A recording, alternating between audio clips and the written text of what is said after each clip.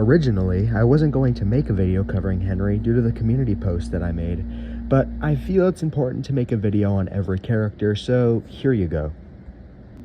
With the Somerset and Dorset Joint Railway 7Fs being some of my favorite British steam locomotives of all time, like we're talking at least top 10, I knew I wanted to somehow include one in my AU, but I was having a hard time deciding exactly what character should be that class. However, after watching Bad Mannered Productions' My Ideal Henry video, it dawned on me exactly what my ideal Henry should be. Now, Henry isn't exactly a 7F. He is the prototype built in 1913. Sir Henry Fowler was built at Derby Works in 1913. Now, I ultimately made the decision to not give him a serial number or a previous number before coming to the Northwestern Railway, as I just didn't really know exactly what the number would be. Originally, I wanted to make him number 79 because that would be the first number before the actual numbers of the class, but if that number was taken by another engine, then I didn't want to exactly do that, but for now we can say his number was 79 while working on the Midland Railway for a short amount of time. I say short amount of time, and I truly mean it, as he only worked on the Midland Railway, or the Somerset and Dorset Railway, for a couple years before actually being sold to the Sodor and Mainland Railway in 1915.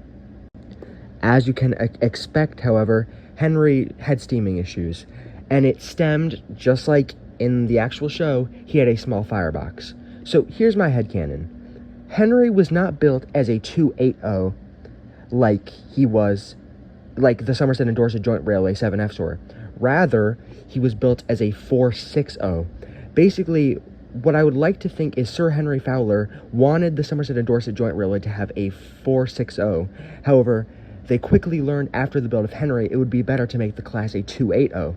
The reason being is, due to the size that Henry truly is, due to him being a 460, his driving wheels are basically too big and it leaves less room for the firebox, meaning his firebox is too small, therefore he has a hard time building up steam. Because of this, although his main purpose of being sold to the Sodor and Mainland Railway was war aid, he basically just pulled light goods trains on the main line because they didn't really know what to do with him, and to them he was a lost cause. When the Northwestern Railway was officially formed in 1919, following the end of World War I, Henry, just like all of the other precursor engines, was basically loaned to the Northwestern Railway for 10 years to help it, construct. Now, here was the big thing. Sir Topham Hatt I, who, as you all know, was the first director of the Northwestern Railway, felt very big sympathy towards Henry, and he was scared that if he let Henry go at the end of the loan, no one would want him and he'd most likely be scrapped. Because of this, Henry ended up being the third engine that the Fat Controller purchased for the Northwestern Railway. He purchased Thomas first, then Edward, obviously, and then Henry was the third engine officially purchased. Henry, at first, was trialed on the Express. However, after that failed, he was pretty quickly moved to local services. However, he ended up pretty quickly succeeding mostly on heavy goods trains. In the early 1930s, specifically 1932, the Fat Controller started giving Henry Welsh coal. This helped Henry's performance immensely, and he was able to build up steam a lot better, and it got to a point where he even worked as an auxiliary express engine for many years. Like we all know, however, there's one train that Henry likes to pull more than any other train, and that is the Flying Kipper. However, that ended up biting him, really unfortunately. It came in the January of 1935. The story goes as follows. Henry left at 5 o'clock, pulled the Flying Kipper, was on time, he was running clean, passed a signal set at green. However, unfortunately, due to some frozen points, he was set into a siding and crashed right into the back of a goods train that James had parked. The goods train, the collision, damaged him immensely, and because of this, he was sent to Crewe to be rebuilt. Henry would return a completely different engine, being an LMS Jubilee class, and some people will ask me why not just make him a Black 5. I don't know, it's my AU. I want him to be a Jubilee. I like the look of the Jubilee better. With that being said, Henry, now being an LMS Jubilee class, basically did 3 jobs mainly. He was still a heavy goods engine, however he pulled the Express a lot more often due to him now being an Express design. And on top of that, he obviously still pulled the Flying Kipper, and he still, even to this day, is that train's main engine, except now the trains are fewer and farther between.